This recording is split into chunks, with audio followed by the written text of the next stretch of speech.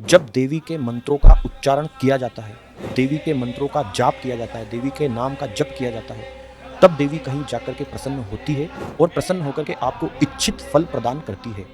यह एक विज्ञान है, स्वयं में एक विज्ञान है। आगम और निगम में इनका उल्लेख इस प्रकार से भगवान साक्षात विष्णु भगवान स्वयं देवी की उपासना करते हैं। कलयुग में देखा जाए तो बगलामुखी देवी ही एकमात्र ऐसी देवी है जिनके हवन करने से सभी प्रकार की व्याधि, जरा, पीड़ा, रोग, शत्रु, तंत्र, मंत्र, नजर बाधा, रोग बाधा, शत्रु बाधा समाप्त हो जाती है। इनके रहस्य को कोई जान ही नहीं पाएगा, ना तो आप जान पाओगे ना मैं जान पाऊंगा। कितने ही वर्षों तक मैं साधना करूंगा, कितने ही जन्मों तक देवी का भजन में करूंगा, तो भी मेरे लिए कम है और सभी के लिए कम है। हम अग्नि को साक्षी मान करके ही सारे कार्य सिद्ध करते हैं। संपूर्ण अगर विवाह भी करना है तो हम अग्नि को साक्षी मान करके सूक्ष्म यज्ञ करके, ग्रह शांति करके, 7 फेरे लेकर के और विवाह संपन्न करवाते हैं। तो हमारे हिंदू धर्म की मान्यताओं के अनुसार यज्ञ और हवन का विशेष महत्व है। किसी भी देवी या देवता को प्रसन्न करने हेतु अलग अलग प्रकार के यज्ञों का आयोजन किया जाता है, अलग अलग प्रकार के हवन किए जाते हैं। आप विधायक के लिए आओगे तो आपको भगवती सांसद बनाएगी, तो आप सांसद के लिए आओगे तो आपको मुख्यमंत्री भी बनाएगी देवी। तो ये है राज सत्ता प्रदान करने वाली देवी। सत्य होता है ना, वो परेशान हो सकता है लेकिन पराजित नहीं हो सकता। थोड़ा परेशान होगा वो, लेकिन पराजित कभी नहीं होगा।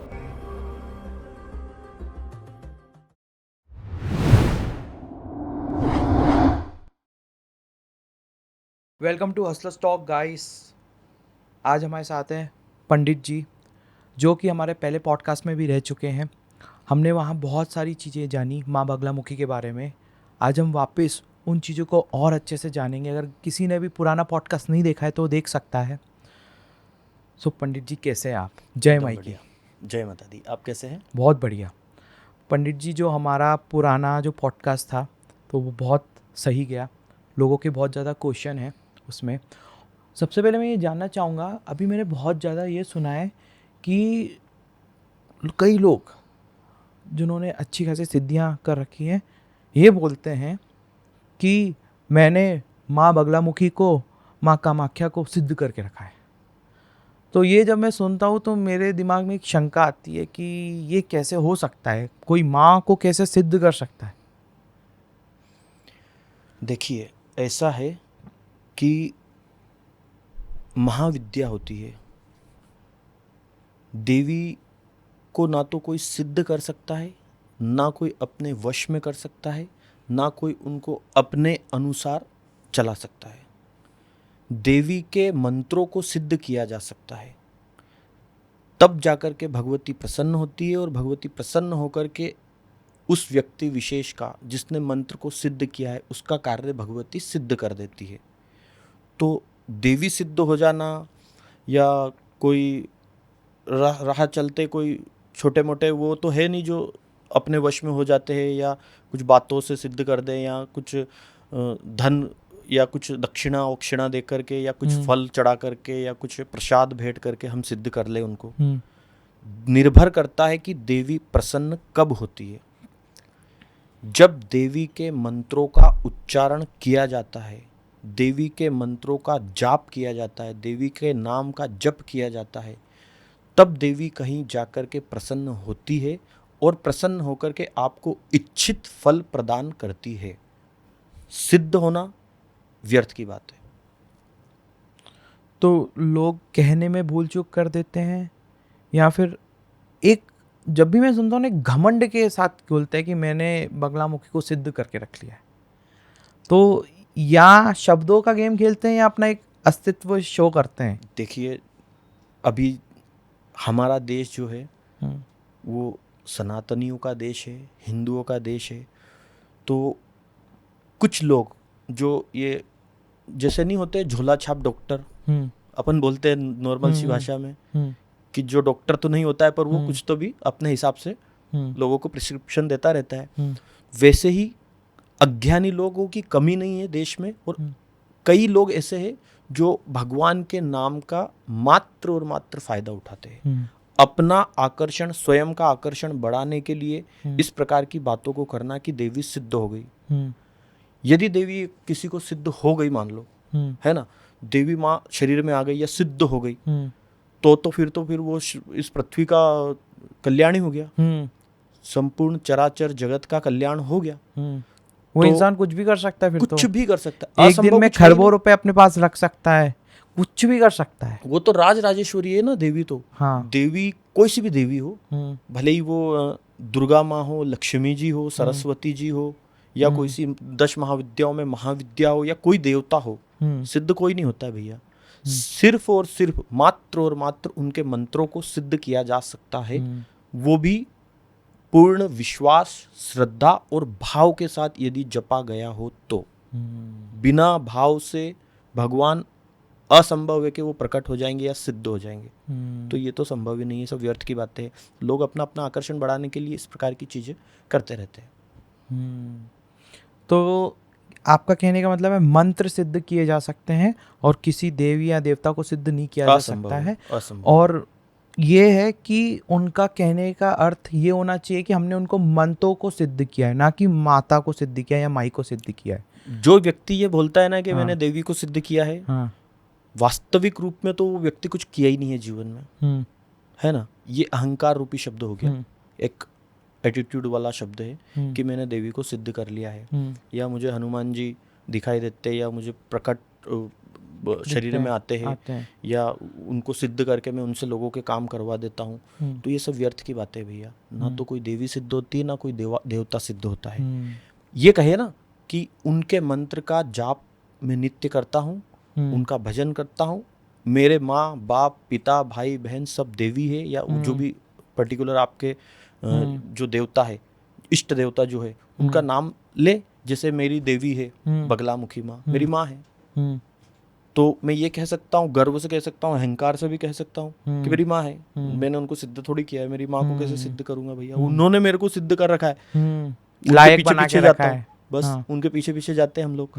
तो देवी को सिद्ध नहीं किया जा सकता है। उनके मंत्रों का जाप कीजिए, उनके स्तोत्र का पाठ कीजिए, उनके अलग अलग प्रकार के कई स्तोत्र है, कई रक्षा स्तोत्र है, कवच है, देवी के चालीसा का पाठ कर सकते हैं।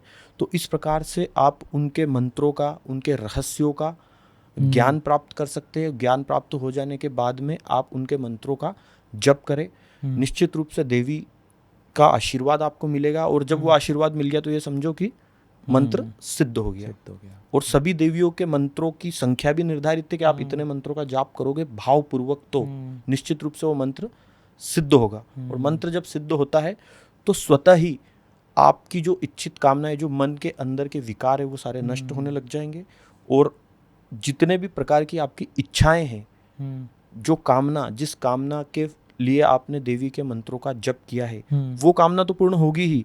जो कामना के बारे में आपने एक्सपेक्ट भी नहीं किया होगा कि भाई मेरा ये पूरा हो जाएगा, वो भी पूरा हो जाएगा। संपूर्ण ज्ञान आपको प्राप्त होने लग जाएगा। तो मंत्रों का जप करें, अधिक से अधिक मंत्रों का जप करें। मंत्र जाप का ही महत्व होता है। तो मंत्र जाप अगर करेंगे तो मंत्र सिद्ध होगा, है ना। तो उसको घुमा करके बोलने की आवश्यकता नहीं कि देवी सिद्ध हो गई, सिद्ध मंत्र हो गया, है ना। और वैसे तो अगर उच्च स्तर का साधक होगा, कोई अच्छा देवी का साधक होगा, या महादेव का साधक होगा, या किसी देवी या देवता का साधक होगा, तो वो ये बात भी नहीं बोलेगा कि मैंने उनका मंत्र सिद्ध कर रखा है। उसका चेहरा बोलेगा, उसकी बातें बोलेगी, उसका आकर्षण बोलेगा। तो ये सब स्वतः ही नजर आता है सामने। तो ये बोलने की आवश्यकता नहीं है। तो ये तो एक व्यर्थ वाली बातें हैं, लोगों को आकर्षित करने का तरीका है। के लिए प्रोफेशनल लोग ऐसा कर सकते हैं, बाकी तो उच्च स्तर के साधक इस प्रकार की बातें नहीं करेंगे।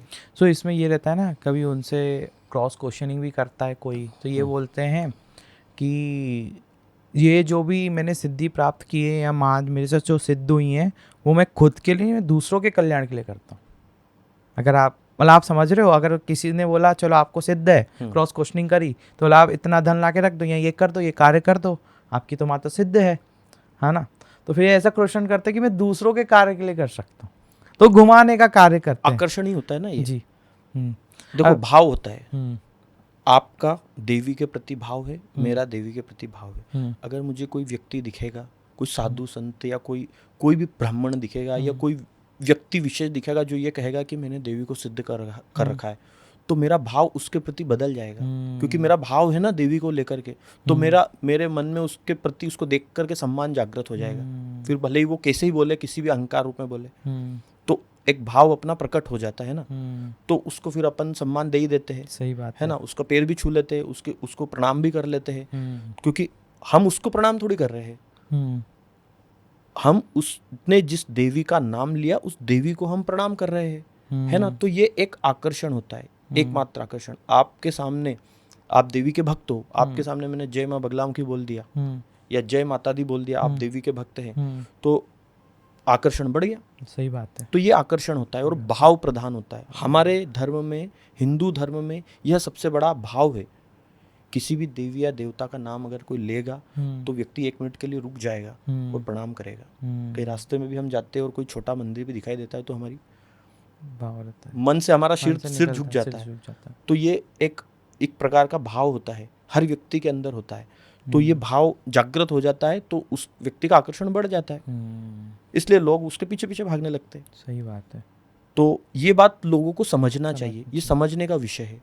आप व्यर्थ में किसी की भी बातों में ना आए कि उसने देवी को सिद्ध कर रखा है या उसने देवी या देवता को जागृत करके प्रकट कर रखा है, उन्होंने अपने वश में कर रखा है। कोई जिन्न थोड़ी है, कोई आत्मा थोड़ी है जो आपने, छोटी एंटिटी तो नहीं है। हाँ, जो आपने उसको सिद्ध कर दिया। सिद्ध तो यही चीजें होती है। हाँ। तो आत्मा, भूत, प्रेत, ये ऐसी चीजें होती है सिद्ध। देवी थोड़ी सिद्ध होगी। देवी तो वो तो स्वयं सिद्ध है, वो किसी को सिद्ध कैसे होगी। सही बात ये है। भी ये सबसे बड़ा विषय है। तो अभी आपने बोला कि अगर हमको सिद्धि करनी है तो मंत्रों के द्वारा हम सिद्धि कर सकते हैं। भजन करें, कहीं से कहीं जितने हो सके हमसे मंत्र हो पाए तो हम कर सकते हैं, बट मंत्र दीक्षित भी होना चाहिए, किसी गुरु के द्वारा दीक्षित भी होना चाहिए। अब किनके पास गुरु नहीं है तो आपने बोला कि कवच, स्तोत्रम और चालीसा पढ़ सकते हैं। कवच नहीं पढ़ सकते, स्तोत्र का पाठ कर सकते हैं। स्तोत्र और चालीसा। हाँ, अगर कोई महाविद्या है तो आपको दीक्षा लेना अनिवार्य है जी। महादेव के ओम नमः शिवाय मंत्र का जाप भी करने के लिए दीक्षा प्राप्त करना अनिवार्य होता है जी, है ना। आप सरल सी भाषा में, आपके इष्ट देवता है, परंतु कोई गुरु के मार्गदर्शन में करना चाहिए। किसी न किसी गुरु के मुख से वो मंत्र ले, दीक्षा ले। दीक्षा का एक विधान है, और दीक्षा लेकर के अगर उस मंत्र का जप करेंगे ना तो गुरु की कृपा आपके ऊपर रहेगी, गुरु का एक हाथ रहेगा आपके ऊपर। तो फिर हम बड़े से बड़ा कार्य कर सकते हैं, बड़ी से बड़ी साधना पूर्ण कर सकते हैं। गुरु की कृपा होना चाहिए, चाहे वो गुरु कोई भी हो। एक गुरु किसी भी स्वरूप में, आप किसी को भी गुरु माने या तो किसी से दीक्षा ग्रहण करें, और दीक्षा ग्रहण करने के बाद ही किसी भी देवी या देवता के मंत्रों का जप करें, लाभ मिलेगा और मंत्र सिद्ध भी होगा। पर भैया ऐसा बोलते हैं ना कि अपन ने पुराने जन्म में कोई अच्छे कर्म किए होंगे तभी हमको इस जन्म में गुरु मिलता है। तो मतलब आप ये मान लो 90% लोग तो भटके ही हुए हैं, बट हमारा ये है कि हमको 90% लोगों की हेल्प करनी है। तो अगर कोई बगलामुखी जी को मानता है तो वो कौन सा चालीसा डेली पढ़ सकता है कि अपना स्तोत्रम डेली कर सकता है? देखिए, बगलामुखी देवी की नित्य पूजा यदि करना चाहे कोई, तो सर्वप्रथम देवी की कोई फोटो रखे अपने पूजन स्थल पर, या देवी की प्रतिमा पीतल की या अष्ट धातु की या चांदी या स्वर्ण की वो प्रतिमा, छोटी प्रतिमा अपने घर पे रख सकता है। नित्य उनका पंचामृत से अभिषेक कर सकता है। अभिषेक के उपरांत देवी को धूप, दीप, नैवेद्य इत्यादि लगा करके, और देवी के अष्टोत्तर शतनाम स्तोत्र होता है, अष्टोत्तर शतनाम स्तोत्र का या शतनाम स्तोत्र का वो पाठ नित्य कर सकता है ना। और उसका पाठ जब व्यक्ति नित्य करेगा, चालीसा का पाठ कर सकता है, सहस्त्र नाम स्तोत्र का, सहस्त्र 1000 नामों का स्तोत्र होता है या 1000 नामावली भी होती है, तो उनका पाठ करे। देवी निश्चित रूप से आपको गुरु भी दिखाएगी। वैसे तो गुरु स्वरूपा ही है बगलामुखी, साक्षात गुरु स्वरूपा है। तो वो आपको गुरु कहाँ पर है, गुरु कैसे मिलेगा, ये भी आपको वो दिखाएगी। और इसका नॉर्मल आम आदमी, कोई भी व्यक्ति जो देवी के प्रति श्रद्धा भाव रखता हो, वो उनका पाठ कर सकता है। पाठ भी कर सकता है और ये रोज कर सकता है ना? हाँ, नित्य पूजा का ही विधि है यह। नित्य पूजा में अष्टोत्तर शतनाम, शतनाम इत्यादि स्तोत्रों का पाठ किया जा सकता है। कवच का नहीं करना चाहिए बिना दीक्षा के। कवच में थोड़ी सी जो चीजें हैं वो बदल जाती है, पाठ करने का तरीका बदल जाता है, जाप करने का तरीका बदल जाता है। क्योंकि अभी कुछ दिन पहले ही मैं चालीसा सुन रहा था एक बार यूट्यूब पे, तो मेरे दिमाग में आया ये तो सेम इतनी पावरफुल है जैसे हनुमान चालीसा है। हाँ, उतनी पावरफुल है। मतलब वाइब्रेशन सब कुछ हुई। तो मेरे दिमाग में आया क्यों ना मैं स्टार्ट करूं पाठ किया जा सकता है चालीसा का। चालीसा का। वही। हनुमान चालीसा का भी पाठ किया जा सकता है, हम्म। देवी चालीसा का भी, किसी भी देवी या देवता की चालीसा का पाठ किया जा सकता है। वही है। बगलामुखी तंत्रम क्या है? देखिए, बगलामुखी तंत्रम पर्टिकुलर कोई ऐसी कोई चीज नहीं या कोई ऐसी वस्तु पुस्तक नहीं है। बगलामुखी मात्र तंत्र है ना। बगलामुखी देवी जो है ना, वो तंत्र की ही देवी है। महाविद्याओं के क्रम में अष्टम महाविद्या है बगलामुखी, 8वें नंबर पर आती है। 10 महाविद्या होती, काली, तारा, षोडशी, भुवनेश्वरी, छिंदमस्तिका। इस 10 महाविद्याओं के क्रम में 8वें नंबर पर आती है, अष्टम महाविद्या कही जाती है। पीताम्बर स्वरूपिणी होती है, पीताम्बरा कहा जाता है। ब्रह्मास्त्र विद्या कही जाती है। तो देवी माँ जो है, माँ बगलामुखी स्वयं ज्ञान तंत्र की अधिष्ठात्री देवी है, सरस्वती का स्वरूप है। इनका एक मंत्र होता है, जिह्वाग्रमादाय करेण देवी वामेन शत्रून परपीडयन्तीम गदाबि घाते न च दक्षिणेन पीताम्बराढ्याम द्विभुजाम नमामि। जिह्वा, जिह्वा से लेते हैं अपन। सत्य असत्य, क्रोध अहंकार, जन्म मृत्यु, मृत्यु मोक्ष, चेतना अचेतना, इन सभी का एकमात्र मार्ग है जिह्वा। जिह्वा हमारी जिह्वा शत्रु का काम भी करती है, हमारी जिह्वा मित्र का काम भी करती है। एक जिह्वा मात्र ऐसी शरीर का अंग है जिससे हम स्वाद अस्वाद, सत्य कहते हैं असत्य कहते हैं, किसी का निंदा करते हैं पर निंदा करते हैं, है ना। किसी का सम्मान करते हैं, किसी का अपमान करते हैं। तो जहाँ सम्मान करते हैं वहाँ मित्र हुई हमारी जिह्वा, जहाँ पे अपमान किया किसी का, मुख से ही निकलेगा ना वाचा। तो स्तंभन और जिह्वा जो है, स्तंभन तंत्र की अधिष्ठात्री देवी कहा गया है बगलामुखी को। जिस जिह्वा से हम जो बोलेंगे उस जिह्वा को कंट्रोल करना, स्तंभित करना देवी बगलामुखी का कार्य है। तो ये समस्त चराचर ज्ञान और विज्ञान से परे रहस्याति रहस्यमय पराशक्ति है बगलामुखी। यह एक विज्ञान है, स्वयं में एक विज्ञान है। आगम और निगम में इनका उल्लेख इस प्रकार से, भगवान साक्षात विष्णु भगवान स्वयं देवी की उपासना करते हैं। समस्त प्रकार के तंत्रों की अधिष्ठात्री देवी कहा गया है बगलामुखी को, राज राजेश्वरी कहा गया है। तो इनका एक बगलामुखी तंत्रम है। कई प्रकार के तंत्र है, मंत्र महोदधि है, शारदा तिलक तंत्रम है, और ब्रह्मास्त्र विद्या रहस्य है, और हमारे दतिया के जो स्वामी जी महाराज थे, जो देवी के परम उपासक कहे गए हैं, उनके द्वारा रचित कई पुस्तकें भी है जिसमें आप देवी बगलामुखी के रहस्यों को जान सकते हैं, उनके तंत्र के बारे में आप जान सकते हैं। और आगम निगम तंत्रों में कई जगह देवी का उल्लेख मिलता है, कई वेदों में आपको देवी बगलामुखी के मंत्रों का उल्लेख मिलेगा, उनके स्तोत्र, उनके पाठ, उनकी दीक्षा का विधान मिलेगा। तो ये सारी चीज़ें हैं, और तंत्र में देवी का सबसे अधिक महत्व माना गया है। जितने भी प्रकार के शत्रु होते हैं, अहंकार, क्रोध, ऋण, रोग, दरिद्रता, ये सभी प्रकार के शत्रुओं का शमन करने वाली देवी कहा गया है बगलामुखी को। हमारी जिह्वा से जो भी बुरे शब्द निकलते हैं, जो वाचा होती है, हमारी वाणी होती है, वो उसको स्तंभित करके रखने का कार्य देवी का है। वो बोलते हैं ना कि शब्द संभाले बोलिए, शब्द के हाथ ना पाओ, एक शब्द औषध करे दूसरा करे घाव। तो हमको अगर ये बगलामुखी जी माता चलाएगी कि हमको कैसे क्या करना है। अगर किसी से हमें दोस्ती बनानी है तो अच्छे शब्द निकलेंगे, बट हमको पता पड़ेगा कि ये लिए हमारे लिए सही नहीं है, तो वो मुख से शब्द बदल देगी। हाँ, बुद्धि देखो, एक चीज तो है ज्ञान तंत्र की अधिष्ठात्री, बुद्धि तंत्र की अधिष्ठात्री देवी।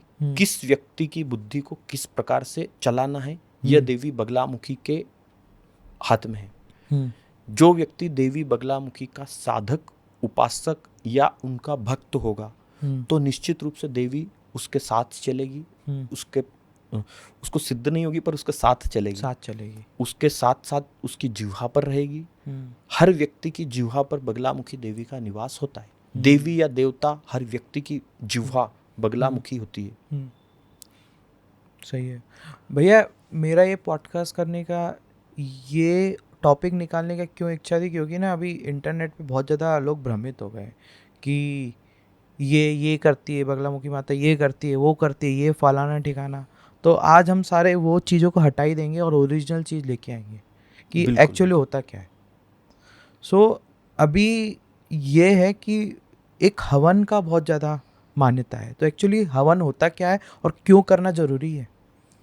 देखिए, हमारे हिंदू धर्म में, सनातन धर्म में साधु संतों के द्वारा परंपरा है, देवताओं के द्वारा बनाई गई परंपरा है, देवियों के द्वारा बनाई गई परंपरा है। हम अग्नि को साक्षी मान करके ही सारे कार्य सिद्ध करते हैं।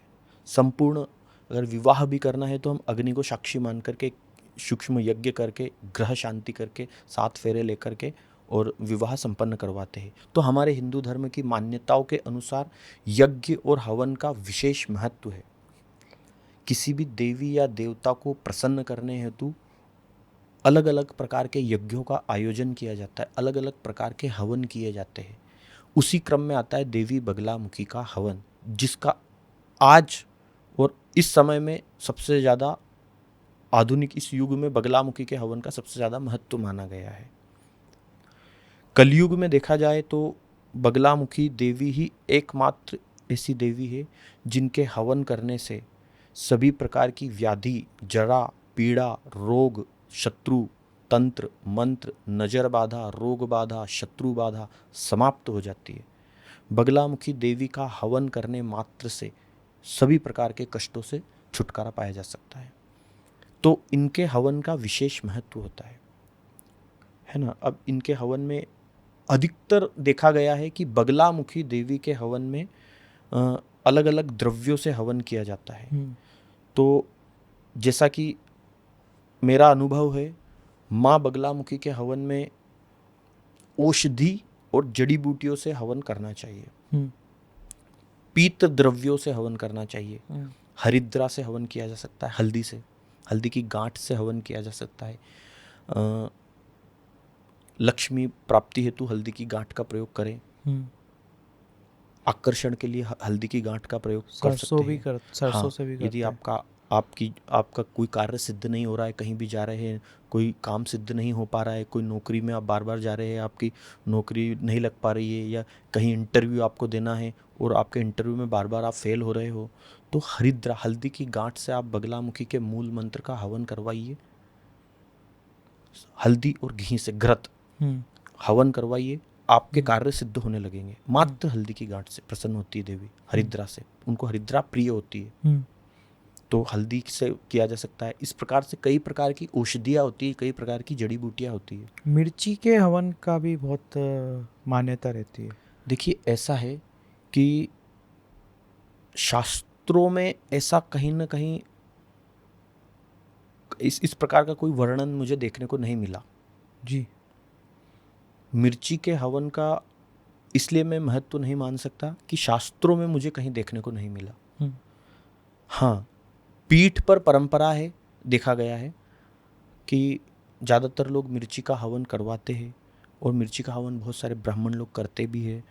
तो ग्रंथ में, तंत्र ग्रंथों में या किसी शास्त्र में कहीं पर मिर्ची का उल्लेख नहीं है। तो मिर्ची का हवन षटकर्म हेतु अगर किया जाए तो माना जा सकता है। षटकर्म क्या होता है? कोई सा भी षटकर्म होता है, जैसे भूत प्रेत बाधा हो गई है ना, या कोई नेगेटिव एनर्जी, नेगेटिविटी हो गई, या किसी के ऊपर तंत्र मंत्र प्रयोग करना हो गया, तो वो मिर्ची का हवन कर सकता है। तीखी रहती है मिर्ची तो हाँ, यदि आपको भूत प्रेत की बाधा हो या आपके शरीर में ऐसा लगता हो कि बहुत ज़्यादा नेगेटिविटी हो या भूत प्रेत की बाधा हो, तो आप नॉर्मल जड़ी बूटियों का या औषधियों का हवन करें तो ही लाभ प्राप्त होगा, है ना। आप कोई ऐसे उच्च स्तर के साधक ना तो है, ना आपको बनना है, देवी की कृपा प्राप्त करनी है, तो मिर्ची का प्रयोग ना ही करें तो बेहतर है। ये सबसे प्रमुख विषय है। अच्छा। आज का विषय, सबसे प्रमुख विषय यही लेके चलिए आपकी मिर्ची। तो मिर्ची का हवन एक मात्र आकर्षण कहा जा सकता है, ना कि उससे कोई लाभ प्राप्त बस होता किसी के साथ नेगेटिविटी है तो मिर्ची का अच्छा कार्य करती है मिर्ची के हवन में। है। हाँ, ये है कि अगर आपको कोई नजर बाधा हो या कोई दोष हो तो जनरली आप मिर्ची हाथ में लीजिए, घुमाइए और जला अच्छा, दीजिए। वो हवन उस कुंड में डालने की अच्छा, आवश्यकता थोड़ी है, हाँ, जैसे या वो कोई मिर्ची बगलामुखी घुमाते का हैं ना। मंत्र बोल करके डालने की आवश्यकता नहीं है। ठीक ये तो एक भ्रम है और आकर्षण वाला विषय है। तो मिर्ची का इस प्रकार से कोई महत्व नहीं है, ये महत्वहीन विषय है। तो मिर्ची का प्रयोग ना ही करें तो अच्छा है। मिर्ची की जगह आप काली मिर्च आती है ना, जो जड़ी बूटियों में आती है, जी। काली मिर्च आती है छोटी छोटी, वो काली मिर्च का प्रयोग हवन में आप कर सकते हो। लौंग का प्रयोग कर सकते हो आप, अच्छा। है ना। एक लौंग आता है, जंगली लौंग बोलते हैं उसको देसी भाषा में हमारी, तो उसका प्रयोग भी आप किया जा सकता है। इसके अलावा भी कई प्रकार की, सबसे ज़्यादा महत्वपूर्ण औषधि होती है हड़ताल। हड़ताल हड़ताल करके एक पीला ऐसा नमक, ऐसे छोटे छोटे टुकड़े आते हैं, जी। थोड़ा वजन में हेवी होते हैं वो, थोड़ा सा ऐसा 100 ग्राम भी लिया तो काफ़ी वजन आता है हाथ में उसका। ऐसे छोटे छोटे टुकड़े होते हैं। हड़ताल का प्रयोग आप बगलामुखी के हवन में कर सकते हो, जिससे कि नज़र बाधा, तंत्र मंत्र बाधा, तंत्र मंत्र के दोष, बंधन वंधन दोष दूर हो जाते हैं। ऐसा होता है तो करें हड़ताल का प्रयोग। शत्रुओं के शमन हेतु सेमल पुष्प का प्रयोग कर सकते हो, पलाश पुष्पों का। और देवी को प्रसन्न यदि करना हो, आपको भावपूर्वक हवन करना हो देवी का और प्रसन्न करना हो, तो स्वर्ण चंपा के पुष्पों का प्रयोग किया जा सकता है। स्वर्ण चंपा, चंपा के पुष्पों का प्रयोग किया जा सकता है। कमल गट्टे होते हैं देवी को प्रसन्न करने हेतु, वो किया जा सकता है। आप अहित के लिए ना करें ना, किसी का अहित करने के लिए अगर आप सोचोगे तो आपके मन में वही ख्याल आएगा, और ऐसे ही आपको ब्राह्मण मिलेगा, और ऐसे ही आपको अयोग्य व्यक्ति मिलेगा जो आपको इस प्रकार से उल्टे सीधे कर्म करवाएगा। शुद्ध कर्म करने से शुद्ध कार्य सिद्ध हो जाता है ना। तो शुद्ध कर्म करें, शुद्ध घी का प्रयोग कर ले, वैदिक और तांत्रिक पद्धति से विधान के साथ में देवी का हवन करें, सफलता मिलेगी और गारंटी के साथ मिलेगी। सो वो जो एक चीज़ बताई आपने, नमक, उसको क्या बोलते हैं वो? हड़ताल। हड़ताल तो यहाँ नहीं मिलता है वो? हड़ताल मिलता है जनरली। मिलता है, अच्छा, मिल हाँ, जाता है। जड़ी बूटियों में हाँ, जड़ी बूटियों में हड़ताल भी आती है। अच्छा। नाग केसर, नागर मोथा, कपूर काचड़ी, अगर तगर, इस प्रकार से कई प्रकार की औषधियाँ होती है जो देवी के हवन में प्रयोग की जा सकती है। तो यह है हवन का महत्व। बगलामुखी देवी का हवन इस प्रकार से आप कर सकते हो या करवा सकते हो। अब भैया एक चीज़ है, ये हवन क्या हम घर में कर सकते हैं या फिर किसी मंदिर में ही, या बगलामुखी के मंदिर में ही? देखिए, ऐसा है कि हवन का प्रयोग घर में किया तो जा सकता है, पर उसके कुछ नियम होते हैं। उन नियमों के अनुसार ही आप घर में हवन कर सकते हो, किसी महाविद्या या सिद्ध विद्या का, है ना। और कोशिश तो ये हो कि ग्रह शांति हो जाए घर में, और सूक्ष्म हवन देवी बगलामुखी के नाम से आप कर सकते हो यदि आप साधक हो, उपासक हो तो। बाकी ऐसी आवश्यकता ना हो तो ज़्यादा बेहतर है, घर में ना ही करे तो ज़्यादा बेहतर है। हाँ, ये है कि कुछ ज़्यादा ही विशेष कार्य हो या कोई ज़्यादा ही विशेष समस्या हो, घर में ही कोई कष्ट है कि भाई घर के अंदर ही आपको अच्छा नहीं लग रहा है, घर के अंदर ही नकारात्मकता है, तो आप घर में बगलामुखी देवी या किसी महाविद्या का हवन आप कर सकते हो। सबसे बेस्ट होता है कि आप घर में अगर करें तो नवचंडी का पाठ करें, दुर्गा सप्तशती का पाठ करके फिर उसका हवन करें। तो ये घर के हवनों के अलग अलग नियम होते हैं, उन नियमों का पालन करते हुए आप घर में हवन पूजन करवा सकते हो। भैया मेरे दिमाग में ये था कि जैसे कि हम तो इतने सौभाग्य, हम लकी हैं कि हमारे पास, हम एमपी में रह के 2 बगलामुखी के मंदिर है, एक दतिया और एक नलखेड़ा जो कि पास में ही है। बट उन लोगों का क्या, जो बहुत मानते हैं बट आने में प्रॉब्लम है। तो मैं सोच रहा हूँ कि एक हम पॉडकास्ट करेंगे पूरा एक हवन के ऊपर, जहाँ पे पूरा हवन जैसे कि किसको घर में करना हो तो सही तरीके से वो कर सकता है, छोटा मोटा हवन, और सब उसको अच्छे रिजल्ट मिले। इसके लिए आप घर में एक मात्र प्रयोग है, एक तांबे का हवन कुंड ले सकते हो जी। तांबे या पीतल का, जी, है ना, लोहे का नहीं लेना है जी। कई लोग लोहे का हवन कुंड ला करके घर में पूजा करवा लेते हैं जी। तो तांबे का या किसी धातु का, मतलब तांबा या पीतल का आप हवन कुंड रखें घर में, या एक पीली मिट्टी या गाय के गोबर से लेपन करके पूरा वैदिक पद्धति से हवन कुंड बना ले, या फिर एक वो मिट्टी का हवन कुंड भी आता है, मिट्टी से बना आता हुआ, है। वो भी रेडी रख कर सकते हैं। उसमें देवी के अष्टोत्तर शतनाम या नामावली का आहुति डाल सकते हो। अच्छा। हाँ, यदि आप दीक्षित है तो देवी के मंत्रों की आहुति डाल सकते हो। बहुत सारे मंत्र है। एक मंत्र होता है देवी का, श्रीम ह्रीम ऐं भगवती बगले में श्रियम देहि देहि स्वाहा। श्रियम अर्थात लक्ष्मी।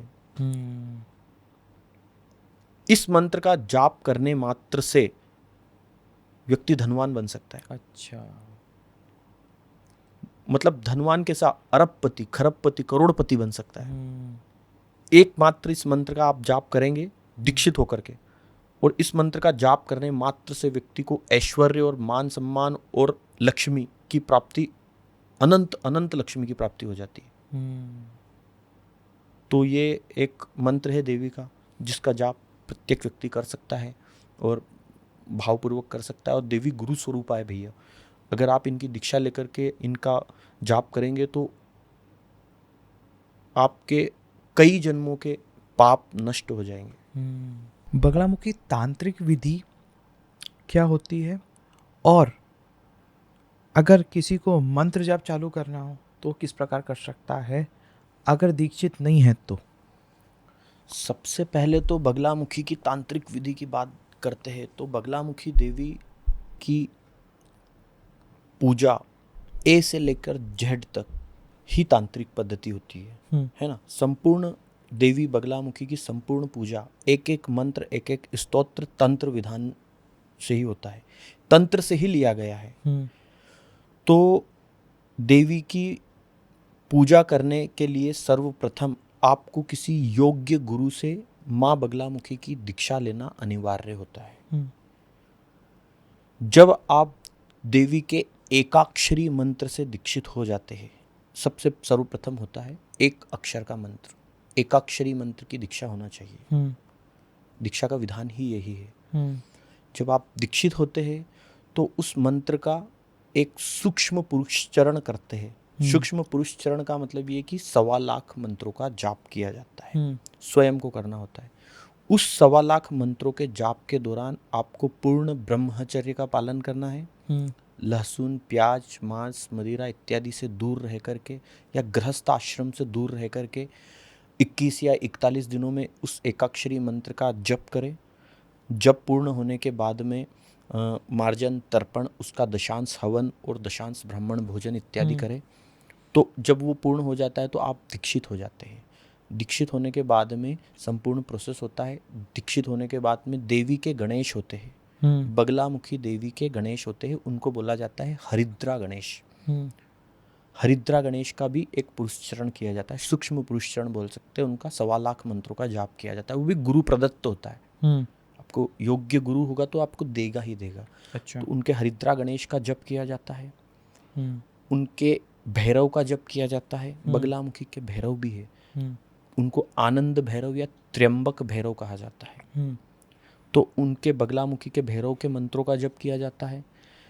जब बगलामुखी के गणेश, भैरव और बगलामुखी का जो एकाक्षरी मंत्र है वो पूर्ण हो जाए, इन सब के बाद में इनके साथ साथ आपको कुछ अंश में महामृत्युंजय मंत्र का जप भी साथ में जारी रखना होता है। आपने अगर 10 माला एकाक्षरी मंत्र की जाप की है बगलामुखी के, तो 1 माला पहले 1 माला बाद में महामृत्युंजय मंत्र की जाप करना ही है, क्योंकि वो शक्ति है और उसको सिर्फ और सिर्फ मात्र और मात्र शिव ही ग्रहण कर सकते हैं और शिव ही आपका साथ देंगे, सपोर्ट करेंगे। तो उनके मंत्रों का इस प्रकार से जप होने के उपरांत में फिर देवी के अलग अलग एकाक्षरी, 2 अक्षरी, 3 अक्षर वाला, 4 चतुराक्षरी मंत्र है ना, इस प्रकार से 36 अक्षरी मंत्र तक आप पहुंच सकते हो। ये विधान है देवी बगलामुखी की पूजा, जाप और मंत्र जाप का। तो इस प्रकार से आपको करना चाहिए। यदि आपको इसके बाद भी कोई योग्य गुरु या साधक ना मिले तो देवी से प्रार्थना करिए। देवी का नित्य दीपक लगाएं घर पर, उत्तर दिशा की ओर बैठ करके देवी के स्वरूप का ध्यान करें। पीले वस्त्र धारण करें, पीले आसन पर बैठ करके पीले वस्त्र धारण करके, यदि आपने जनेऊ संस्कार हुआ है, ब्राह्मण है, जनेऊ धारण करके और पूर्ण विधान के साथ में स्नान ध्यान करके बिना भोजन के, है ना। और आप बैठे, देवी का ध्यान करें, देवी का ध्यान करते रहें नित्य, 1 घंटा 2 घंटा आधी घंटा जितना भी आपको समय हो उतने समय में आप बैठ करके देवी का सिर्फ मात्र ध्यान करें, देवी के स्वरूप का ध्यान करें। जहाँ आपने जैसे जो पढ़ा है, जिस पुस्तक में बगलामुखी रहस्य इत्यादि ऐसी पुस्तकें आती हैं, उनमें आपको देवी के ध्यान के बारे में वर्णन मिलेगा। तो उनका ध्यान करें, ध्यान करेंगे कुछ दिनों के बाद में आपको स्वतः ही देवी मार्गदर्शन करेगी और आपको गुरु कहीं ना कहीं किसी न किसी स्वरूप में आपको गुरु मिल जाएगा। ये एक फैक्ट है, ये चमत्कार नहीं है, ये एक फैक्ट है। देवी आपको गुरु स्वयं प्रदान करेगी और आगे क्योंकि की गुरु प्रोसेस स्वरूप है, आपको मिल जाएगी। हाँ। तो अच्छा। उनका ध्यान करने मात्र से ही आपको गुरु की प्राप्ति होगी, मार्ग मिलेगा, आप अंधकार से प्रकाश की ओर स्वतः ही जाने लग जाएंगे। और गुरु स्वरूप है ना देवी बगलामुखी, तो आपको सारे रास्ते, सारे मार्ग आपके खुलने लग जाएंगे। उनका एक स्वरूप होता है देवी का। भगवान विष्णु की तपस्या के बाद में देवी त्रिपुर सुंदरी ने जब बगलामुखी का स्वरूप धारण किया था, तब देवी जब प्रकट हुई थी तो देवी स्वर्ण के सिंहासन पर विराजमान थी, सोने का सिंहासन, पीले वस्त्र धारण किए हुए, पीले आभूषण, स्वर्ण जड़ित आभूषण धारण किए, हीरे स्वर्ण जड़ित आभूषण धारण किया था देवी ने। और जिस शत्रु के शमन हेतु देवी प्रकट हुई थी, उस शत्रु की जिह्वा को पकड़ के देवी ने एक हाथ में मुदगर, एक हाथ में जिह्वा लेकर के शत्रु का शमन किया था। और जब देवी प्रकट हुई थी तो संपूर्ण जो जौन था पूरा, वो संपूर्ण पीत वर्ण से हो गया था, पीला हो गया था। और त्रिपुर सुंदरी मतलब उनसे सुंदर कोई स्वरूप ही नहीं है। त्रिपुर मतलब तीनों लोगों की सुंदरी, त्रिपुर सुंदरी कहा जाता है उनको। त्रिपुर सुंदरी का ही स्वरूप है देवी। तो जब प्रकट हुई थी देवी, तो प्रकट होकर के उन्होंने इस प्रकार से भगवान विष्णु के कार्य को सिद्ध किया था और उस राक्षस का वध किया था। उस राक्षस ने संपूर्ण जगत को परेशान किया हुआ था, उस हाहाकार मचा हुआ था। उस राक्षस का वध करने हेतु देवी प्रकट हुई थी। और जब देवी प्रकट हुई थी तो इस प्रकार के स्वरूप में देवी ने आकर के उस राक्षस का वध किया था। तो उनके इस स्वरूप का ध्यान करना है। सौवर्णासन संस्थिताम त्रिनयनाम पीतांशुकोल्लासिनीम हेमा भांग रुचिम शशांक मुकुटाम सच्चंपकस्त्रग्युताम हस्ते मुद्गर पाशबद्ध रसनाम हस्ते मुद्गर पाशबद्ध रसनाम संबिभ्रतिम भूषणे व्याप्तांगिम बगलामुखिम त्रिजगताम संस्तंभिनीम चिंतयेत। तो इस स्वरूप का ध्यान करते हुए आप भगवती से प्रार्थना करें, आपको गुरु भी मिलेगा, मार्ग भी मिलेगा, और आप जिस क्षेत्र में कार्यरत हैं उस क्षेत्र में आपको दिन प्रतिदिन उन्नति प्रगति होगी। यह है बगलामुखी का तंत्र विधान और यह है बगलामुखी का ध्यान पूजा करने का विषय। इस प्रकार से आप देवी को प्रसन्न कर सकते हो, पूजा कर सकते हो। जब देवी की पूजा की जाती है और साधना की जाती है तो संपूर्ण शरीर पर पीले वस्त्र धारण करना होता है, पीले आभूषण अगर आपके पास हो तो पीले जनेऊ जो होती है उसको भी हल्दी में आप करके जनेऊ भी पीली धारण कर सकते हो। और जो आपका आसन रहेगा बैठने का वो भी पीला होगा। याद रहे कि उत्तर दिशा में बैठ करके ही, उत्तर दिशा की ओर मुंह रख करके ही देवी के मंत्रों का जप करें। यदि आपके पास व्यवस्था हो तो एक दीपक घी का या सरसों के तेल का आप प्रज्वलित कर सकते हो। वैसे तो घी का ही करना चाहिए, शुद्ध घी का आप दीपक प्रज्वलित करें मिट्टी के दीपक में और प्रज्वलित करें और नित्य देवी का ध्यान करें। उत्तर की दक्षिण? उत्तर दिशा की ओर मुंह करके बैठना है, दक्षिण नहीं, सिर्फ उत्तर दिशा की ओर। देवी की कोई सी भी साधना आपको करनी है तो उत्तर दिशा की तरफ मुंह करके ही बैठना है। विशेष रूप से गृहस्थ और साधकों के लिए विशेष यह है कि आपको उत्तर दिशा की ओर मुंह करके ही बैठना है। साधना त्वरित फल देगी, उसका जल्दी फल मिलेगा, देवी जल्दी प्रसन्न होती है। दीपक हो तो ठीक है, ना हो तो और ठीक है, कोई दिक्कत नहीं। मन में दीपक जलना चाहिए।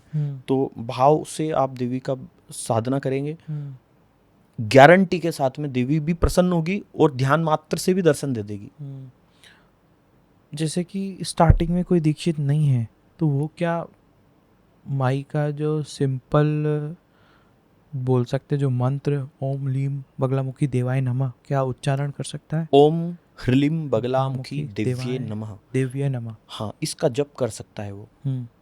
इसका जप किया जा सकता है। ओम ह्रीं बगलामुखी देव्ये नमः, इसका जाप किया जा सकता है। हम्म, जब बात आती है कि दीक्षा नहीं है, दीक्षित नहीं है, हम्म, तो ह्रीं जो होता है देवी का बीज होता है। हम्म, ह्रीं पंच तत्वों से युक्त होता है देवी बगलामुखी का बीज मंत्र, हम्म, जिसमें 5 तत्व है: पृथ्वी, अग्नि, आकाश, वायु, ईश्वर। हम्म, इस प्रकार के 5 तत्वों से निर्मित है माँ बगलामुखी का बीज। इस बीज मात्र का जप करने से ह्रीं ओम ह्रीं ओम, हम्म, इस मात्र एक अक्षर के मंत्र का जप करने मात्र से देवी प्रसन्न हो जाती है, और उस एक माला मात्र से ही आपको रिजल्ट भी चालू हो जाता है। से अगर कोई ह्रीं का एक माला चालू करें, हाँ, हल्दी की माला से ओम ह्रीं ओम का ही जप करेगा तो भी उसको लाभ मिलेगा, परंतु याद रहे किसी योग्य गुरु के मार्गदर्शन में ही देवी की साधना करना चाहिए। हम उनकी बात करें जिनके पास गुरु नहीं है, तो फिर ध्यान वाली मुद्रा से आप आगे बढ़ें, देवी का पहले ध्यान करें, निश्चित रूप से आपको कोई ना कोई गुरु मिलेगा, है ना। और देवी के स्तोत्र का पाठ करें, शतनाम अष्टोत्तर शतनाम चालीसा स्तोत्र का ये पाठ करें, तो आपको गुरु गुरु मिलेगा। प्राप्त होगा। वो इसके उपरांत भी यदि आपको गुरु प्राप्त नहीं हो रहा है तो सबसे बड़ा पीठ है देवी का नलखेड़ा में, माँ बगलामुखी का, वहाँ पर भी आप जाएं, देवी का भजन करें, देवी से प्रार्थना करें, प्रार्थना आपको करें और वो मार्ग चीजें दिख जाएगी प्रशस्त आपको, करेगी दिख देवी। जाएगी। तो देवी के कई इस प्रकार के पीठ है, छोटे मोटे, जिस बहुत सारे लोगों ने बना रखे हैं, और आजकल तो सोशल मीडिया में आपको मिल ही जाता है कि देवी का कौन सा मंदिर कहाँ पर है। उस वहाँ तक पहुँचे और देवी के योग्य गुरु के पास आप पहुँचे और उनसे साधना मार्ग किस प्रकार से आगे बढ़ाया जाएगा, या उनकी साधना या दीक्षा कैसे की जाएगी, उसका मार्ग आप जान करके आप देवी के भजन कर सकते हैं। ये सही प्रोसेस है। इसमें भी आपने बीच में बोला हल्दी की माला, हल्दी का माला का क्या महत्व है और किस प्रकार की होनी चाहिए? हल्दी की माला होती है पीताम्बर धारिणी होती है ना, जी। पीताम्बरा है देवी, जी। उनको हरिद्रा हल्दी जो है अति प्रिय है, इसलिए उनका गणेश जी भी हरिद्रा गणेश है। तो हल्दी की ही माला से यदि आप जाप करोगे तो देवी और जल्दी फल प्रदान करेगी। और भी कई प्रकार के ऐसे द्रव्य, जैसे कमल गट्टे की माला से भी देवी के कुछ मंत्र होते हैं जिनका जाप किया जा सकता है। रुद्राक्ष की माला से भी देवी के कुछ ऐसे मंत्र हैं जिनका जाप किया जा सकता है। तो इस प्रकार के देवी के अलग अलग मंत्रों का जाप अलग अलग कार्य सिद्धि हेतु अलग अलग प्रकार के द्रव्यों से आप जाप कर सकते हो। रुद्राक्ष, स्फटिक और पारद आता है, पारे की माला भी होती है, उससे भी जाप कर सकते हो आप। चांदी के मोतियों से भी जाप कर सकते हो आप, है ना, रजत वाले मोती, स्वर्ण के मोती या रजत के मोती। सबसे बेहतर है रुद्राक्ष हो गया, हल्दी की माला हो गई, कमलगट्टा हो गया, इजीली आपको मिलेंगे और उनसे जाप करने से आपको लाभ भी प्राप्त होगा और देवी प्रसन्न भी होगी। सबसे अधिक हरिद्रा हल्दी की माला से। अब कुछ लोग ना क्या करते हैं कि हल्दी जो रहते हैं ना, हल्दी के टुकड़े बना लेते हैं और एक वो कर लेते हैं। हाँ, वो कर सकते हैं। वो क्या सही प्रोसेस रहती है? हाँ, बहुत सही है। उसको आप सूत का धागा आता है, हाँ, सूत का धागा, उसको हल्दी के छोटे छोटे टुकड़े करके उसमें पिरो करके और उसको बांध करके हल्दी की 108 मनकों की माला बना करके उससे जाप कर सकते हो आप। बट वो टूटने का डर, बहुत सारी चीज़ें रहती है उसके साथ, क्या वो सही रहता है? अगर माला का कोई भी मोती टूटता है तो आपको फिर दूसरी माला का प्रयोग करना पड़ेगा, दूसरी माला बना करके फिर से प्रयोग करें। वो माला फिर कोई मतलब ही नहीं है ना उसका, वो खंडित हो जाती है ना, खंडित हो जाती है। और फिर हमारी इतनी मेहनत हो गई उस पे, माला पे, वो तो कुछ कर ही नहीं सकते ना। खंडित माला है, खंडित माला को आप विसर्जित ही कर सकते हो मात्र। उसको एक उपाय है उसका, हल्दी के जो छोटे छोटे टुकड़े होते हैं ना, उनको आप सरसों के तेल में भिगो के रख दो। ओके। है ना, पूरी माला एक साथ सरसों के तेल में भिगो के रख दो, और फिर उसको अच्छे से उस माला को ऐसे बना करके व्यवस्थित सूत के धागे से बना करके फिर उस माला का जप करो। तो ना तो टूटेगी और ना खराब होगी, क्योंकि हल्दी में कीड़े लगने का डर रहता है। तो इस सरसों के तेल कड़वा होता है, तो उसमें भिगो करके रखोगे तो एकदम प्योर रहेगी। उसके बाद उससे जप कर सकते हो आप। उसके बाद सही रहेगा, मतलब हाँ, प्रोसेस से, मतलब लंबे समय तक चलेगी वो। हाँ, अगर माला खंडित भी हो जाता है कोई मोती तो भी कोई दिक्कत नहीं है, आप दूसरी माला यूज़ कर सकते हो। तो ये तो एक प्रोसेस है।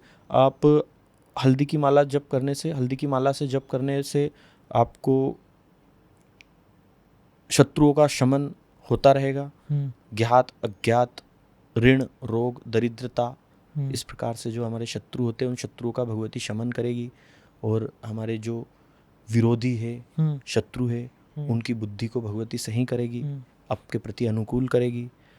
और आपका कोई कर्ज हो गया हो हम्म, तो कर्ज मुक्ति होगी। कर्ममुक्ति हो घर में कोई ग्रह कलेश रहता हो तो ग्रह कलेश दूर हो जाएगा बगलामुखी देवी के मंत्रों का जाप करने से, बगलामुखी देवी के नाम का दीपक लगाने से।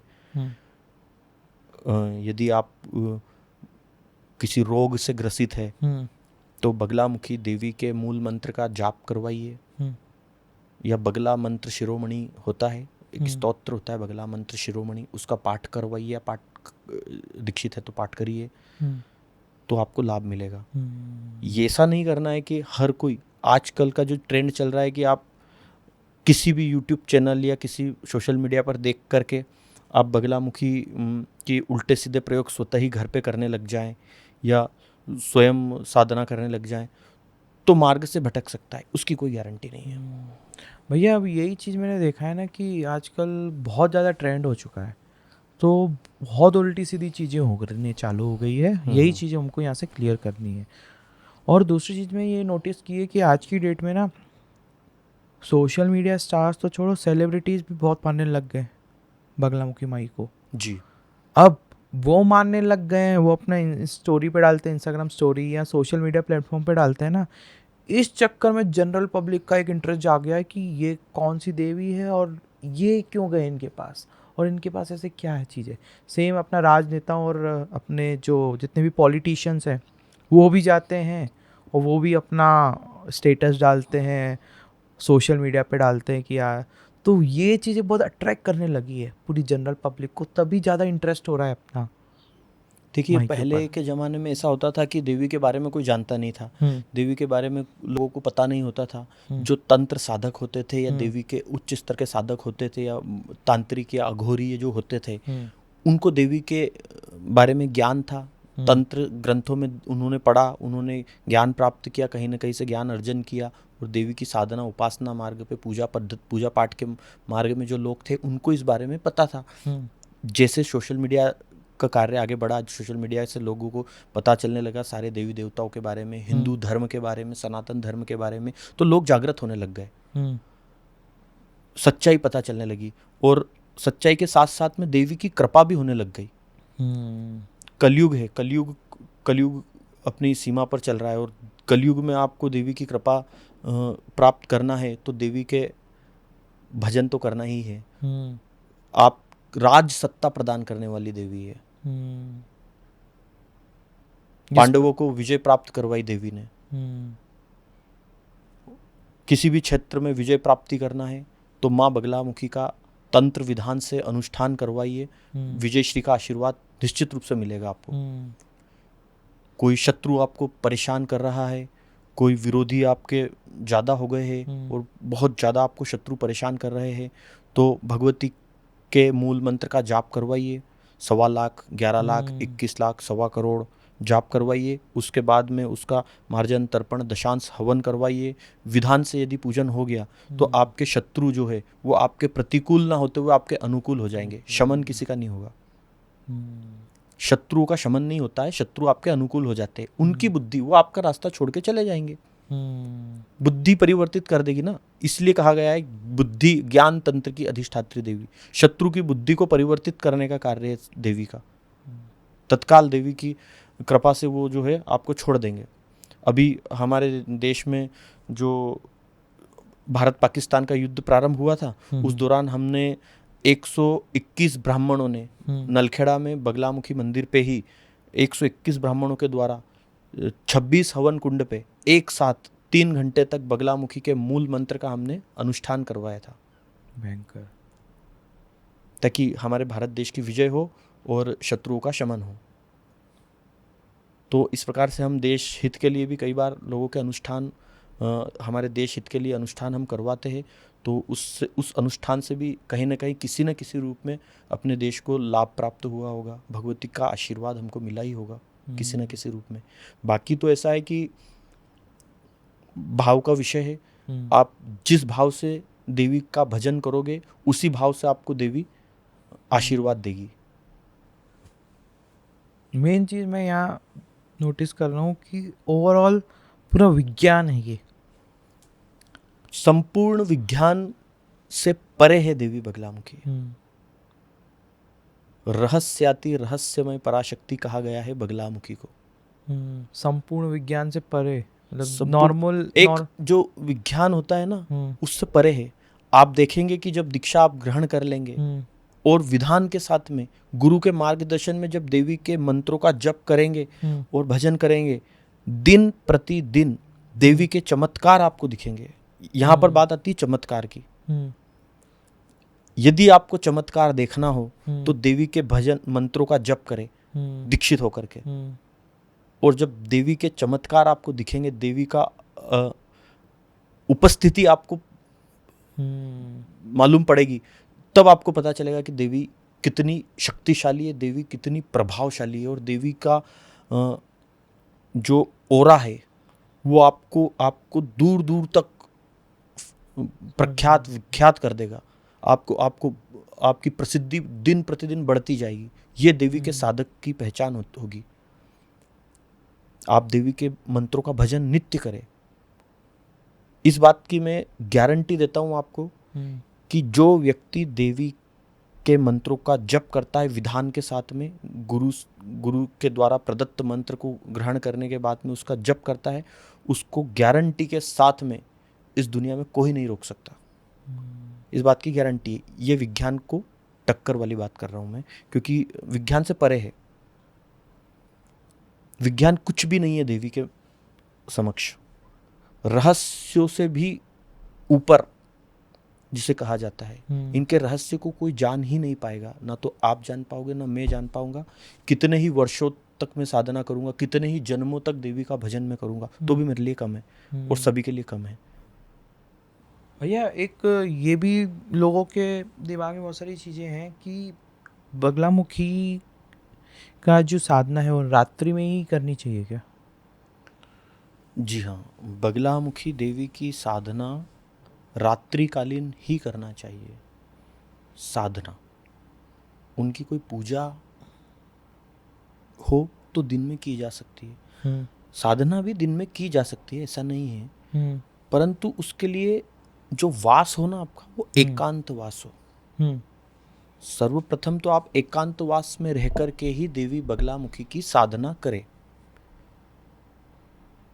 रात्रि में यदि करना है तो जहां पे आप साधना कर रहे हो वहां पे छत होना चाहिए। ये एक फैक्ट है। साधना का स्तर यदि आपका उच्च हो चुका है, ये आप की साधना का अनुभव आपको हो गया है, तो आप खुले आकाश में बैठ करके, रात्रिकालीन शमशान भूमि में बैठ करके, या किसी निर्जन स्थान पर, या किसी नदी के किनारे या समुद्र के या तालाब के किनारे बैठ करके और देवी की साधना कर सकते हो। रात्रिकालीन भी कर सकते हो, लेकिन एकांतवास में, जहाँ पर निर्जन हो, जहाँ पर कोई पब्लिक ना हो, वहाँ पर बैठ के कोई साधना हो नहीं पाती है, तो एक एकांत स्थान ढूंढे। किसी शिव मंदिर में आप बैठ करके देवी बगलामुखी की साधना कर सकते हो। किसी देवी के मंदिर में आप रात्रि में बैठ करके साधना कर सकते हो। गर्भगृह में नहीं बैठना चाहिए, गर्भगृह के बाहर बैठना चाहिए। गर्भगृह में बैठ करके साधना नहीं की जाती है, क्योंकि शयन का समय रहता है रात्रि में। तो शयन जब होगा तो शयन के समय देवी को परेशान नहीं किया जा सकता। तो इन चीज़ों का विशेष ध्यान रखना चाहिए। जैसे भैया कि मेन जो बोलते हैं ना कि अगर हमको माई का आशीर्वाद प्राप्त करना हो ना, तो नवरात्रियों में साधना करनी चाहिए स्पेशल। तो क्या ये सही है और क्या विधि विधान से करनी चाहिए? देखिए, हमारे हिंदू धर्म के अनुसार, हिंदू पंचांग के अनुसार और सनातन धर्म के अनुसार देखा जाए तो वर्ष में 4 बार नवरात्रि आती है। एक चैत्र माह की नवरात्रि होती है जिसे हम नववर्ष के रूप में मनाते हैं। एक शारदीय नवरात्रि होती है। चैत्र वाली अपने अप्रैल में आती है। हाँ, अप्रैल में, जिसको अपन हिंदू नववर्ष के हिसाब से चैत्र माह में बोला जाता है। गुड़ी पड़वा के दिन से प्रारंभ होती है। और एक शारदीय नवरात्रि होती है। तो ये 2 नवरात्रि तो जगत अच्छा। जाहिर है, सभी को पता है। परंतु इसके अलावा भी 2 गुप्त नवरात्रि होती है, जिसमें अभी एक आषाढ़ माह की गुप्त नवरात्रि 2025 में जो आ रही है, अभी 26 जून से प्रारंभ होगी। तो नवरात्रि के दौरान जो 9 दिनों का समय होता है, इसमें देवी जागृत होती है, देवी भ्रमण करती है। तो उस दौरान देवी के मंत्रों का जाप करने से अत्यधिक मात्रा में फल मिलता है। आप नवरात्रि पर्व को लेकर के जो है देवी की साधना उपासना कर सकते हैं। नवरात्रि पर्व के दौरान आपको कन्याओं का भोजन कराना चाहिए। कन्या भोजन, कन्या पूजन, कन्या के पैरों को धो करके उनका पूजन करना चाहिए। कोई कन्याओं को वस्त्र दान कर सकता है, उनको जो प्रिय होते हैं कन्याओं को, वो खिलौने आप उनको दान कर सकते हो। वस्त्र सबसे बेहतर होता है, लाल या पीली चुनरी उनको ओढ़ा सकते हो। कन्या पूजन करने का विशेष महत्व होता है नवरात्रि के दौरान, तो वो भी आप कन्या पूजन भी आप कर सकते हो। जिसे कामाख्या टेम्पल जो है गुवाहाटी आसाम में कामाख्या मंदिर है, उसमें कोमारी पूजन के नाम से जाना जाता है। अच्छा। वैसा पूजन भी नवरात्रि के दौरान किया जा सकता है। विशेष रूप से छोटी छोटी कन्याओं को भोजन कराना चाहिए, और उस भोजन में भी हलवा और पूड़ी होना चाहिए, स्पेशल, जो देवी को अति प्रिय होता है। जो देवी का बाल स्वरूप है, उसमें हलवा देवी को भोग के रूप में लगाया जाता है, तो वो भी आप लगा सकते हो। नवरात्रि के दौरान साधना, जो कोई साधक हो तो नवरात्रि के दौरान साधना करने का फल आपको अत्यधिक मात्रा में मिलेगा। तो देवी आपको आशीर्वाद प्रदान करेगी, आपको दर्शन प्रदान करेगी किसी न किसी कन्या के रूप में, और किसी न किसी साधु संत या बुजुर्ग महिला के रूप में आपको भगवती दर्शन प्रदान भी करेगी। अब आपके भाव कैसे है, उस भाव से आपको पता चलेगा कि आपको देवी किस रूप में दर्शन देगी। तो इस प्रकार से नवरात्रि के दौरान देवी का भजन करने से, देवी की साधना करने से इस प्रकार के अलग अलग कई प्रकार के लाभ आपको मिलते हैं। सही है भैया। एक ये है कि आप कितनी भी नवरात्रि में आप कर लो साधना पूजा, बट सबसे कठिन कार्य मेरे को ये लगता है कि कन्याएं ढूंढना। नवमी के दिन या अष्टमी के दिन कन्याएं ढूंढना वो सबसे डिफिकल्ट कार्य लगता है, क्योंकि नहीं मिलती आज की तारीख। देखिए, हाँ, ऐसा होता है। अभी आजकल का युग और ऐसा ज़माना है कि कन्याओं को आप बुला करके भोजन भी नहीं करा पाते हो, क्योंकि क्या होता है कि कोई भी व्यक्ति अपनी कन्या को नहीं भेजेगा। ये बड़े शहरों में तो ज़्यादातर होता ही है। हम जिसको भी बोलते हैं ना कि कन्या भोजन कराना है, कन्या पूजन करना है, तो नहीं भेजता है।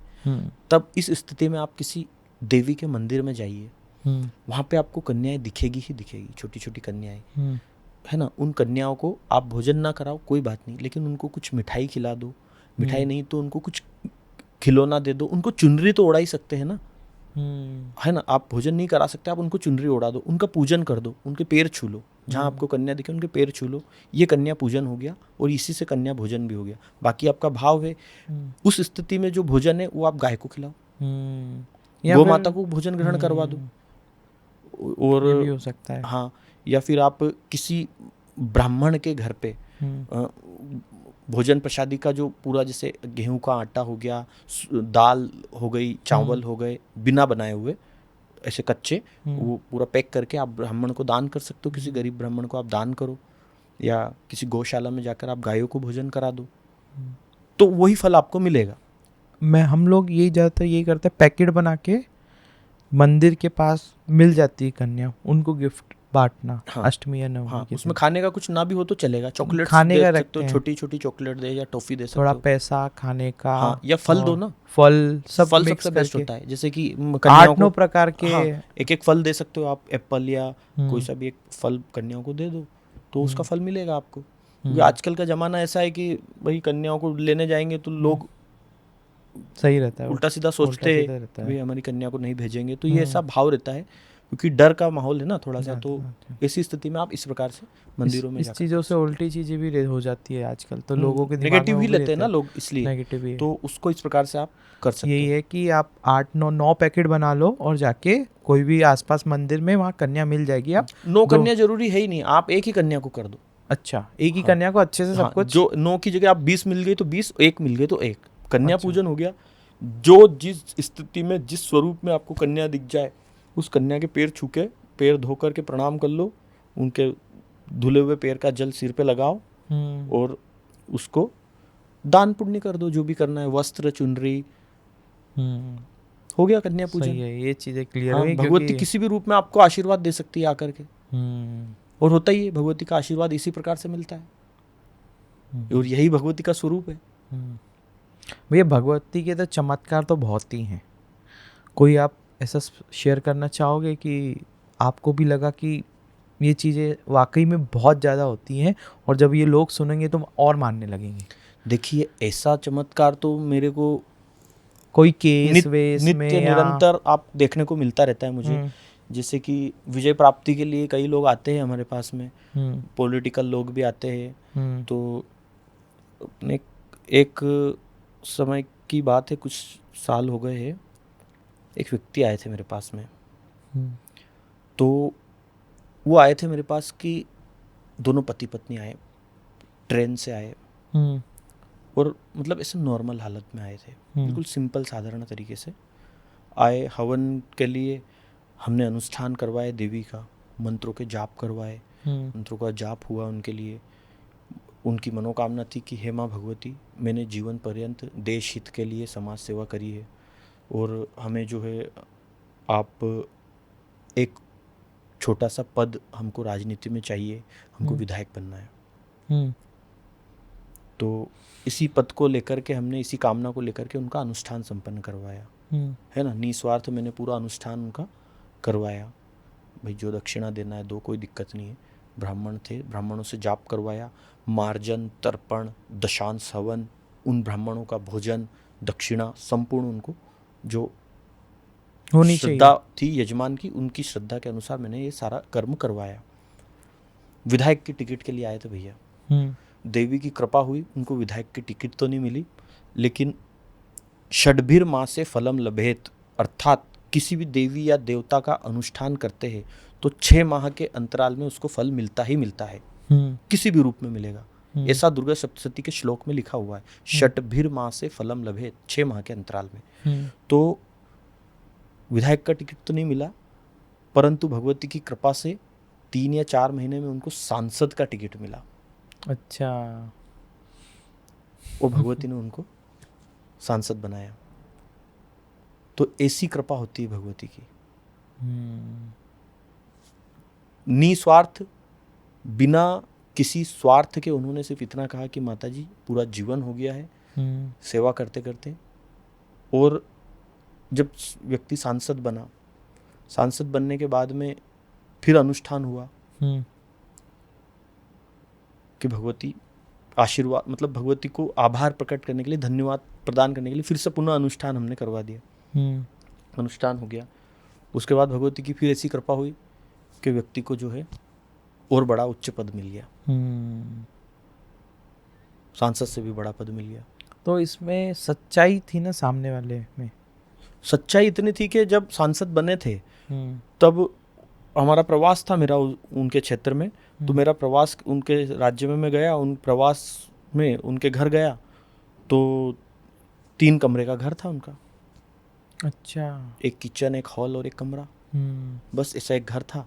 उसी में उनका जो नित्य कर्म था वो कर रहे थे, वो लोग सेवा कर रहे थे।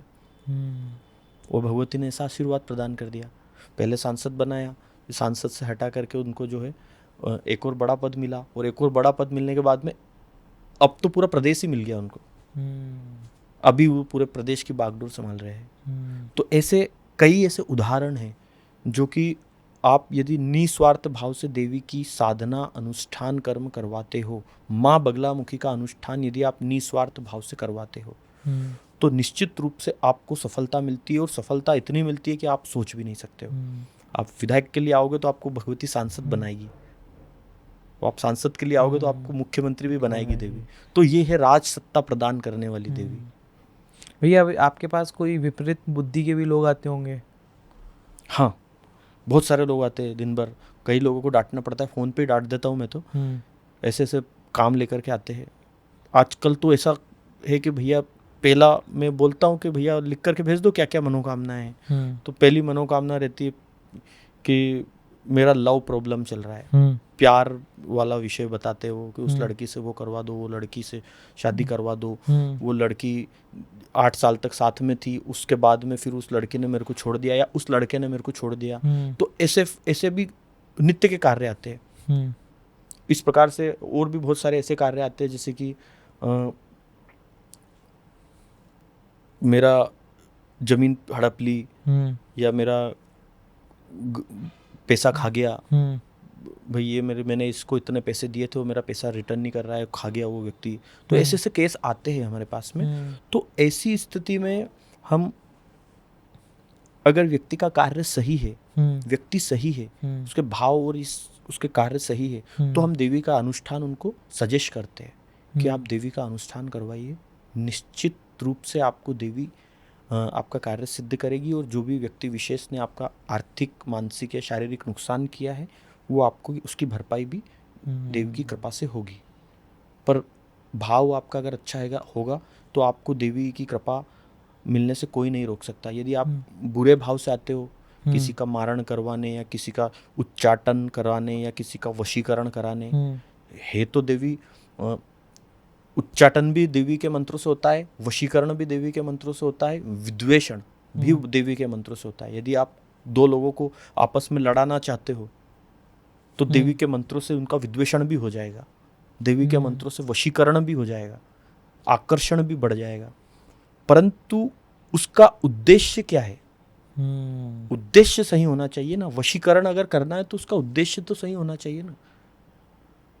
अगर आप किसी उल्टे सीधे काम में आप उसको प्रयोग कर रहे हो तो वो फल थोड़ी मिलेगा, और फल मिलता ही नहीं है ऐसे कार्यों का, और उसका साइड इफेक्ट होता है, गलत उसका रिजल्ट आता है करने वाले और कराने वाले दोनों के ऊपर।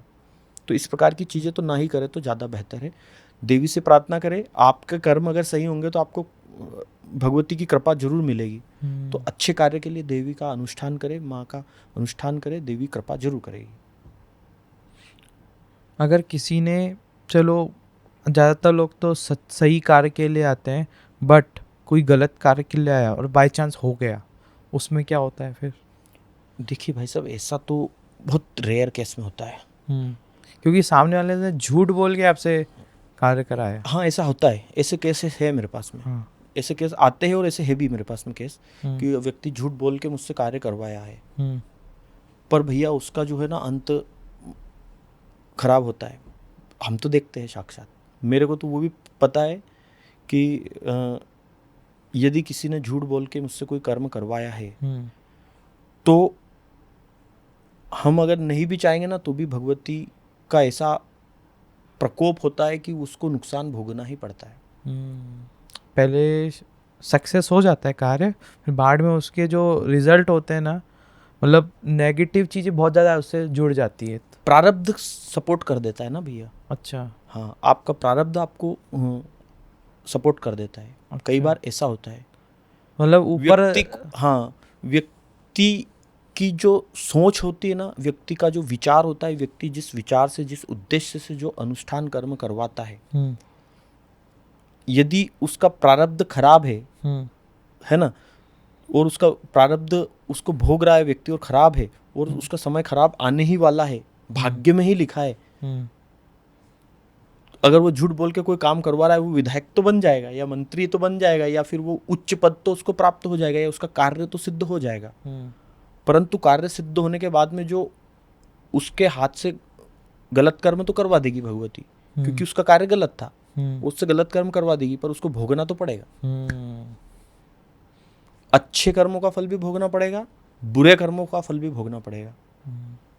तो मतलब ये है कि कामना करेंगे कि वो अगर ऊपर जाना चाहे तो ऊपर पहुंचाएगी, फिर उसके बाद जो नीचे गिराएगी, पर जब गिराएगी ना तो उठना मुश्किल हो जाएगा। उठना मुश्किल हो जाएगा, जहाँ पहले वाले पोजीशन से उससे नीचे और आ जाएंगे, बिल्कुल पूरी तरह से ध्वस्त हो जाएगा व्यक्ति, अगर उसके कर्म गलत है तो। कार्य तो सिद्ध कर देगी देवी, परंतु उसका फल जो है वो भोगना पड़ता है। पीढ़ियों का नुकसान हो जाता है भैया, पीढ़ियों का। वो ऐसा कहते हैं ना कि माता पिता के कर्मों का फल बच्चों को मिलता है। यदि आपके माता पिता ने अच्छे कर्म किए होंगे ना, तो आप आपको उसका जो फल है वो बहुत अच्छा मिलेगा। और फिर आपके कर्म जो अगर अच्छे हुए तो उसका फल आपके संतान को प्राप्त होगा ही होगा। तो ऐसा है कि अगर आपके कर्म अच्छे हैं तो आपका जो भविष्य वो भी अच्छा है ना। सत्य होता है ना, वो परेशान हो सकता है लेकिन पराजित नहीं हो सकता। थोड़ा परेशान होगा वो, लेकिन पराजित कभी नहीं होगा। और होता ही, अगर आपने एक बार झूठ बोल दिया तो उसको छुपाने के लिए आपको 100 झूठ बोलने पड़ेंगे। 100 झूठ बोलने पड़ते। इससे अच्छा कि एक ही बार में सच बोल के एकदम माइंड फ्री, टेंशन फ्री। इसलिए सत्य सत्य सत्य ही होता है। अगर वो झूठ बोल के कोई कर्म करवा भी रहा है हमसे, तो हम तो अज्ञानतावश करेंगे ही, तो हमको पता ही नहीं है कि भाई ये क्या किस उद्देश्य से पूजा करवा रहा है। वैसे तो हम ज़्यादातर लोगों से पूछते हैं कि किस उद्देश्य से करवाना है, तो ऐसा होता है। और कुछ लोगों के अनुष्ठान हो ही नहीं पाते देवी की कृपा से, क्योंकि देवी को खुद पता है, वो पहुँचा ही नहीं पाती, पहुँच ही नहीं पाते मंदिर तक, हमारे पास तक। तो ऐसा होता है। वार्तालाप करके बहुत मज़ा आया भैया। हम और ऐसे पॉडकास्ट करेंगे। जय माई की। जय माता।